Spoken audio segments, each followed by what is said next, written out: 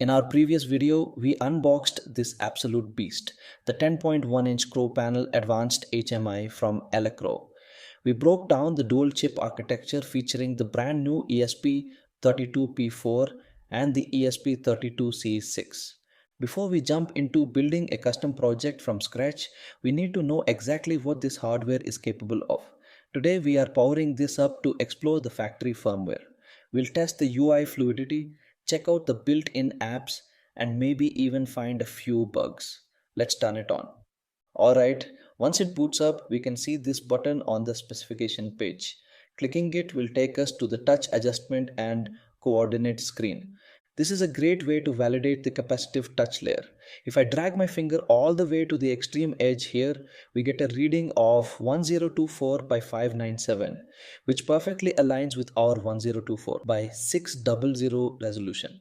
The touch tracking is highly responsive and the IPS display looks fantastic.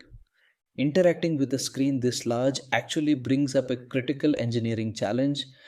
You might notice a lot of empty space on this PCB. You could technically fit these components on a board half this size. So why did they make it so big? It's all about mechanical engineering. When you're dealing with a 10.1-inch glass panel, the PCB acts as the chassis. If the board was small, the display would flex and eventually crack.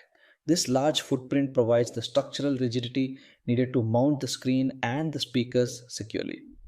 Designing a board this big, managing high-speed display signals, RF antennas, and complex power paths requires professional standards. When you're designing boards of this complexity, you need an ECAD tool that manages the entire life cycle of the project. In a professional workflow today, we rely on capabilities like version control to track every design iteration and design reuse to speed up the development of complex motor drivers. We need a real-time collaboration so mechanical and electrical engineers can work on the same chassis simultaneously, and rule-driven checks to ensure the board is electrically sound before it ever goes to fabrication. If you're a student or an aspiring engineer watching this, you don't have to wait to get into the industry to learn these standards. I highly recommend checking out Altium Student Labs. It's an incredible resource where you can enroll for free to master these professional outcomes like DFM checks and supply chain risk visibility. These are the skills that separate a hobbyist from a professional innovator. You can find the link to enroll in Altium Student Labs for free in the description below. With the hardware validated, let's dive into the apps. The first up is the SquareLine Studio demo.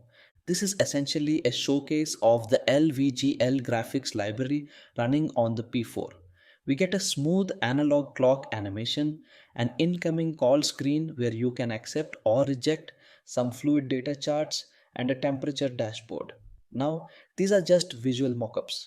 The temperature sensors aren't actually hooked up, but the menu transitions are incredibly quick. It gives us a great baseline for what we can build later. Next up, we have a general purpose calculator. Let's stress test it by mashing a huge random number. Alright, there doesn't seem to be a strict visual limit there.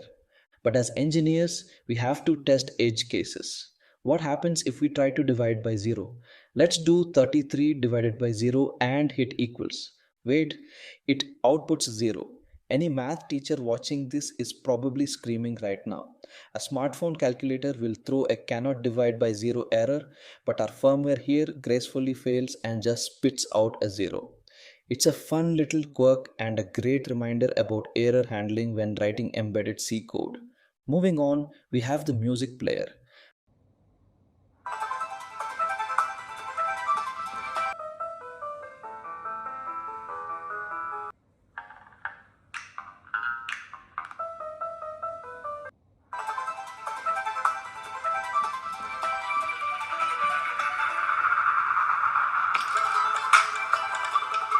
The audio actually plays in the background while navigating, which proves the P4 can handle multi-threading tasks easily.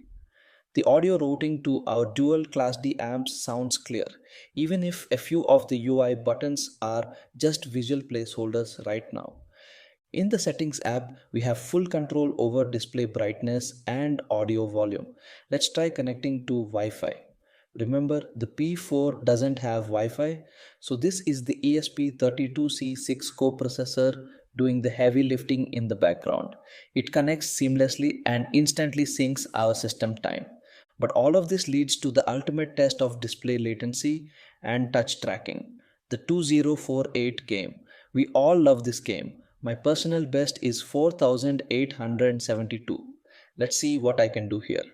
The touch response is flawless. No ghosting, no missed swipes. I ended up losing at a score of 3120. If you have this board, drop your high score in the comments and let's see who can beat that. Finally, a quick check of the camera app. The live feed from the MIPI CSI camera is working perfectly right out of the box with virtually zero lag. The stock demo is a fantastic playground to test all the peripherals, from the camera and Wi-Fi to the display latency. But as fun as it is to play 2048, we are engineers. We don't settle for stock firmware. In the next video, we are going to wipe this firmware entirely. I will walk you through SquareLine Studio and we are going to design and flash our very own custom high performance UI project right onto this ESP32-P4. Make sure you are subscribed to Electronics Innovation so you don't miss it. Check out Altium Student Labs in the description and I will see you in the next one.